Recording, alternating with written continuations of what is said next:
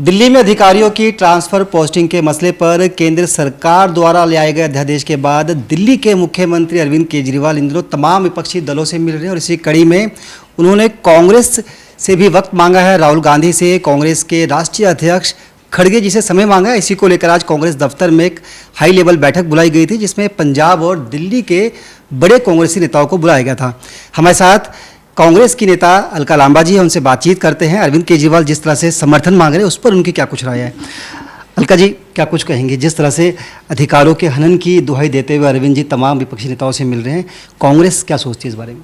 देखिए 2013 आपको याद रखना चाहिए जब आम आदमी पार्टी के पास 28 और कांग्रेस के पास 8 सीटें आई थी, तब भी उन्होंने समर्थन मांगा और हमने समर्थन दिया और ऐसा लगा कि हमने अपने पाँव पे कुल्हाड़ी मार ली है कि ये कांग्रेस के खिलाफ ही एक आंदोलन सा बन गया। और मुझे याद है जब मैं विधायक थी, दिल्ली विधानसभा में राजीव गांधी जी के भारत रत्न को वापस लिए जाने का प्रस्ताव इन्होंने पास करके केंद्र की भाजपा सरकार को भेजा। अब आज की जो चर्चा हुई Delhi Congress all India office में, उसमें पूर्व कांग्रेस अध्यक्ष श्री राहुल गांधी जी, कांग्रेस अध्यक्ष मल्लिकार्जुन खड़गे साहब और संगठन मंत्री केसी वेणुगोपाल जी शामिल थे।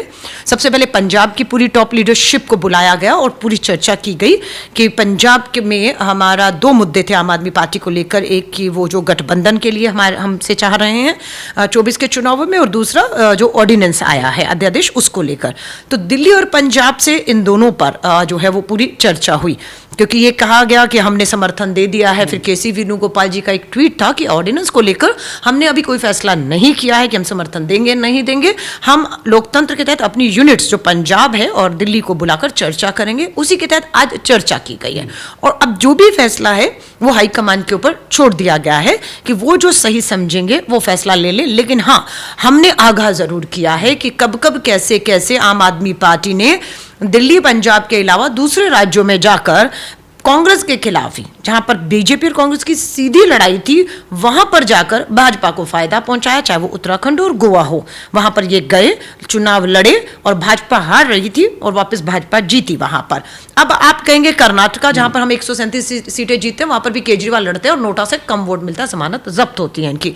यही अरविंद केजरीवाल हिमाचल के शिमला के नगर निगम चुनाव लड़ते हैं, हमें 34 में से 24 सीटें मिली और अरविंद केजरीवाल की जमानत। सो बात यह कि इनको क्लियर करना है कि आप अपने जिन राज्यों में मजबूत हैं, हमारा भी ये मानना है, चाहे वो टीएमसी है, दूसरे हैं, जो जिस राज्यों में अपनी पकड़ है, आप उन राज्यों में हम चाहेंगे हमारे सहयोगी दल, चाहे डीएमके तमिलनाडु में है, झारखंड में जो है वो दूसरी पार्टी है, हम उनके साथ खड़े। लेकिन जो बाहर जब आप जाएंगे जहां सीधा मुकाबला भाजपा और कांग्रेस के बीच में है, वहां हम उम्मीद करते हैं कि आप ऐसा कोई काम नहीं करें जिससे भाजपा को मदद मिलती हो। अरविंद केजरीवाल जी पूरे देश में चुनाव लड़ना चाहते हो, कहते हैं हमारी राष्ट्रीय पार्टी है और कई बार प्रधानमंत्री पद के लिए उनका नाम भी उनकी पार्टी के लोग सामने करते हैं।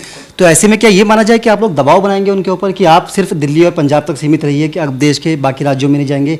अगर आप ये बात मानेंगे तो हम आपका समर्थन करेंगे। देखिए, अगर आप दिल्ली और पंजाब की बात करेंगे कि वो यहाँ तक सीमित रहे, 19 का लोकसभा देश का चुनाव, विधानसभा का अलग वोटिंग पैटर्न होता है, लोकसभा का अलग होता है। नहीं, सरकार होने से कुछ नहीं होता, देश का चुनाव है, 24 का राष्ट्रीय चुनाव है। उठाइए 2019 का चुनाव दिल्ली का, 2019 में लोकसभा चुनाव में भाजपा 1 नंबर पर रही और कांग्रेस दूसरे नंबर पर रही, सीधे टक्कर। और केजरीवाल कितने पर थे दिल्ली में 2019 में, देश के चुनाव में तीसरे में, और सब 60 सीटों पर वो हारे। तो दिल्ली में अगर आप कहेंगे या पंजाब में आप कहेंगे, ये मानने को इस चीज आज हमारे सामने है कि राज्य चुनावों में आम आदमी पार्टी पंजाब और दिल्ली हासिल करने में कामयाब रही है। लेकिन जब 19 की बारी, राष्ट्रीय चुनावों की बारी आती है, तो राष्ट्रीय राजनीति में आम आदमी पार्टी को नहीं देखा जा रहा है। आपके कंडीशनल समर्थन देने के लिए कोई विचार कर रहे हैं क्या? कोई ऐसी आप लोगों ने टाइमलाइन बनाई हो कि अगर केजरीवाल हमारी इन शर्तों को मान लेते हैं तो हम उन्हें समर्थन कर देंगे? देखिए, मुझे नहीं मालूम वो शर्तें होंगी, वो शर्तें नहीं होंगी, वो हाईकमान तय करेगा। हम सबको सुन लिया, हमने अपनी बात को रखा। हमें इस बात की खुशी है कि हाईकमान ने हमें बुलाया, हमें सुना और उसके बाद अब वो विचार करेगा कि आगे का रास्ता क्या होगा। जो भी रास्ता हाईकमान तय करेगा, इस तरफ उस तरफ, हम उसके साथ खड़े हैं। लेकिन खुशी है कि आज हमारी बात को सुनी गई, जो स्ट्रांगली ये कहती है कि हमें आम आदमी पार्टी से दिल्ली और पंजाब में किसी तरह का कोई समझौता नहीं करना चाहिए, क्योंकि कांग्रेस को 2024 में पंजाब और दिल्ली ही नहीं, कर्नाटका के चुनाव आपके पास रिजल्ट आ चुका है, हिमाचल में जहां पर डबल इंजन की भाजपा की सरकार को सीधे कांग्रेस ने टक्कर देते हुए हराया और जीत हासिल की है। अब मध्य प्रदेश, राजस्थान, छत्तीसगढ़, तेलंगाना और मिजोरम 5 राज्यों के अंदर चुनाव है। इन 5 राज्यों में अगर आप देखेंगे कांग्रेस और भाजपा का सीधा, तेलंगाना आप छोड़ दीजिए, मिजोरम, लेकिन मध्य प्रदेश, राजस्थान, छत्तीसगढ़ में सीधी टक्कर में हमने तीनों राज्यों में पिछले चुनाव में भाजपा को हराया 15 साल में। छत्तीसगढ़ में किसने हराया? कांग्रेस ने हराया, केजरीवाल तब भी लड़ने गए थे। मध्य प्रदेश में सीधी टक्कर में किसने हराया भाजपा को? शिवराज सिंह चौहान जी की सरकार लंबे समय से है, हम लोगों ने हराया। यही मध्य प्रदेश, राजस्थान में हुआ।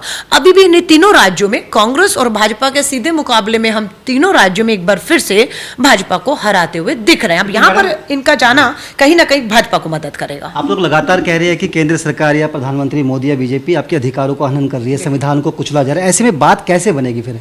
नहीं, मैं फिर आपको कह रही हूं, एक है गठबंधन हो या ना हो, राजनीतिक फैसला है। एक है संवैधानिक अध्यादेश के माध्यम से लोकतंत्र के अंदर चर्चा होनी चाहिए, संसद में बिल लाइए, चर्चा करिए, सहमतियां बनाइए और उसे लागू करिए। अभी जो दिल्ली की हमारी जो न्यायाधीश, सुप्रीम कोर्ट के 5 न्यायाधीशों की बेंच ने दिल्ली को लेकर जो फैसला दिया है, उसे भी आप अध्यादेश के मामले से पलट रहे हैं, जिसके हम खिलाफ हैं। कि आप चर्चा करते, हम सब चर्चा में हिस्सा लेते, लेकिन आपने अध्यादेश के मामलों से जो, तो मेरा ये है कि लोकतंत्र में अध्यादेश का कोई रास्ता नहीं हो सकता है, चर्चा के माध्यम से रास्ता हो। अब अरविंद केजरीवाल जी बंगाल जाते हैं, तेलंगाना जाते हैं, अभी महाराष्ट्र होकर आए हैं, अगर वो सीधा अगर नियत साफ होती तो वो दिल्ली खरगे साहब से मिलते।